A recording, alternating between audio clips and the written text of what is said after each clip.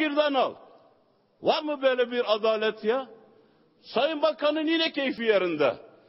Yani gelmese bile göreve, gitse memleketi Hasankeyf'e. Hasankeyf zaten tarihi sular altında kalacak.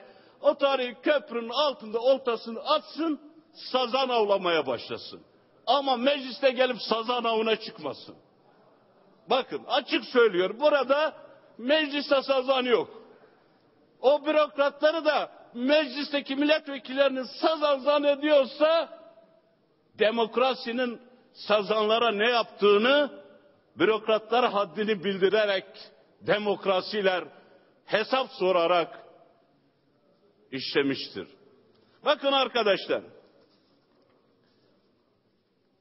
bütçe açığı rakamlarına bakın. Bu rakamlar sanal. Bu rakamlara siz bu kafayla seçim geliyor. 2013'te yerel seçim var. Cumhurbaşkanı Gül de kafaya koydu 7 sene. Bir de 2014'te seçim var. Bir de orada görüşeceğiz. Bir de arkasından 2015 milletvekili seçimi var. Vallahi bu 3 hendeyi de atlatırsanız biz de bir daha vekillik yaparsak namerdiz. İstifayı basıp eve gideceğiz. Yazıyorum buraya. Ama siz de iktidar olamazsanız benim gibi sözünüzde durursunuz değil mi? Tamam. Peki. Şimdi bakın. Sayıştayı gizli. Dinlemesi gizli.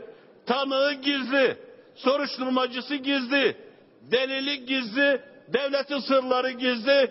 Hükümetin kendisi de gizli yönetiyor ülkeyi. Böyle bir yönetim anlayışı olabilir mi?